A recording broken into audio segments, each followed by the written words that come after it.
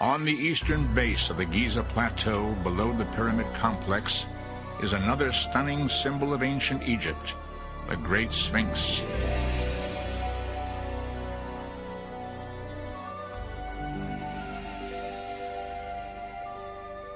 There are many theories as to the origin of this magnificent monument, but the truth remains hidden behind the stony stare of this desert's most impressive lion.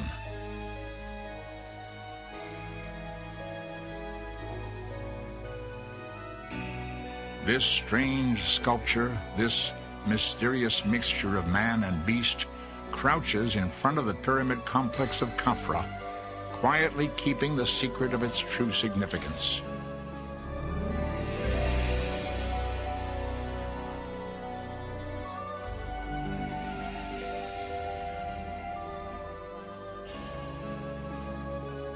In Giza, the Sphinx is anonymous. There are no texts that really tell us, here's why we made the Sphinx, here's what we think about it. But we know with high probability that it was made during the time of Khafre, the builder of the second Giza pyramid. It sits just in back of his valley temple, and so it kind of guards the entrance to the whole pyramid complex, in fact, to the whole Giza necropolis as a whole. In ancient Egypt, sphinxes were traditionally guardians. They protected sacred places, like the entrances to temples and to the underworld.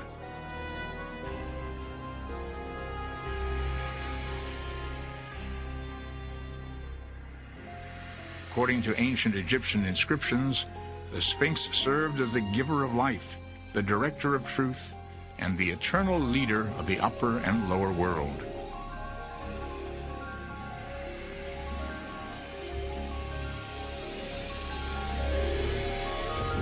Throughout the ages, this amazing creature has been interpreted as the symbol of many things.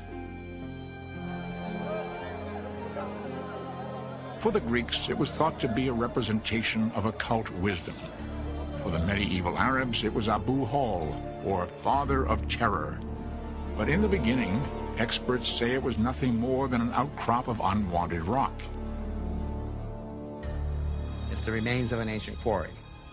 And rather than removing it completely, because it seems to have been an area of badstone which the Egyptians couldn't figure out what to do with, and so rather than just blast it away, someone with a little bit of vision, that is a true sculptor or an artist, said, hey, I can do something with that. The result of that vision is this colossus that seems to effortlessly transform animal into man. The Sphinx has all the power of the lion, but the head is not only the head of a man, it's the head of the ultimate man, the man-god, the pharaoh, wearing the Nemi's scarf in the folds that only the king was allowed to wear in his scarf. And this outline of the Sphinx symbolized the order imposed by divine rule over the natural world.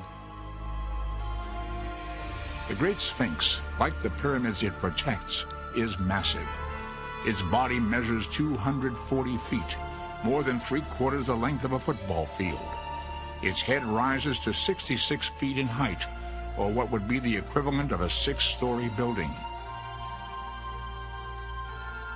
This combining on a gigantic scale of the lion with the king must have conveyed that the head of this household was not only powerful in the form of a king, but was powerful like the gods, could combine with the very forces of nature, emerge right out of the living rock as the Sphinx to receive what is due him as the head of this household that continues forever in the afterlife. The Sphinx has an extremely strong presence, even though its form has been marred. Throughout the ages, man has been blamed for its scarred face. Early in the 15th century AD, an Arab historian reported that a man angry with the people still engrossed with ancient Egyptian mysticism smashed off the nose. Napoleon was also said to have peppered the face with bullets.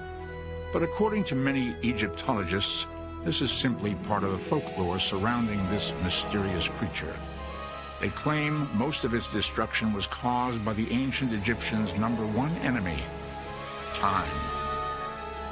we stand before the silent mystery of the Sphinx. Its time-scarred, weather-beaten face looks out upon the plain and fronts the rising sun, as it has done these many thousands of years, and still we question its mute lips to its age and origin.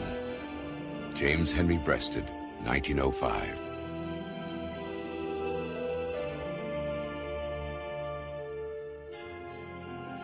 Its disfigured face has left some unanswered questions concerning its likeness, but many Egyptologists feel it was carved in the image of the king who rested in the very pyramid it silently secures. The Great Sphinx at Giza, of course, is thought to represent Khephren. And if you look carefully at the features of the Sphinx, insofar as they're preserved, you'll see many similarities between Khephren, but Old Kingdom kings in particular, in the way the features are done. The square jaw, the arched eyebrows, and the high cheekbones prompt experts to believe that this sculpture was created during the 4th dynasty, the same period the pyramids of Giza were built.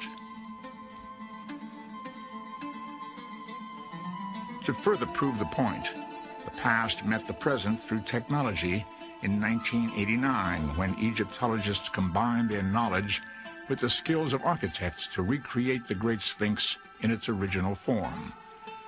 They took the features of the Great Sphinx, and then, using the comparison of Khafra, they added a nose, a beard, and more of a headdress, along with a statue that was put there during a later period. The computer's ability was used to electronically perform a function much like a paintbrush. The result?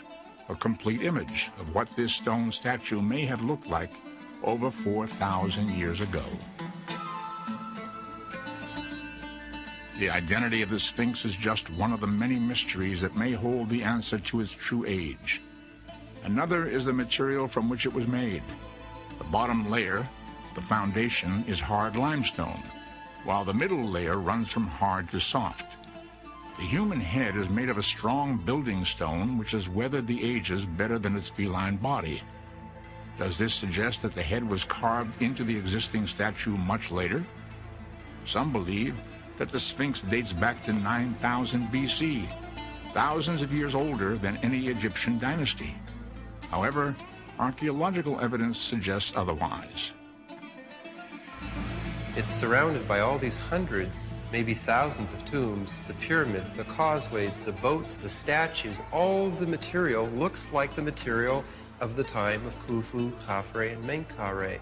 Its location, its context, its position within the general sequence of Egyptian architecture and art that suggests it was made at this time during the 4th dynasty, and its context within Khepren's pyramid complex suggests it was made by him. It's that kind of evidence that we build up probabilities. In 1987, yet the mystery was revealed on the Giza Plateau. An ancient cemetery with thousands of well-kept tombs was discovered.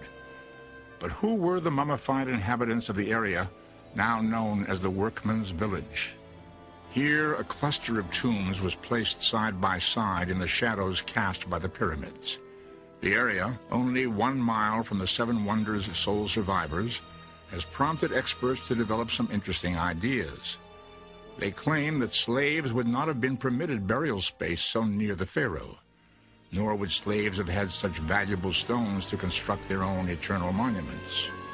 If you look down there, you'll find that this is very unique because of the mud brick tombs that existed there. You'll find that those people built their tombs from mud brick, and they used chunks of limestone, basalt, and granite, saving it from building the pyramid.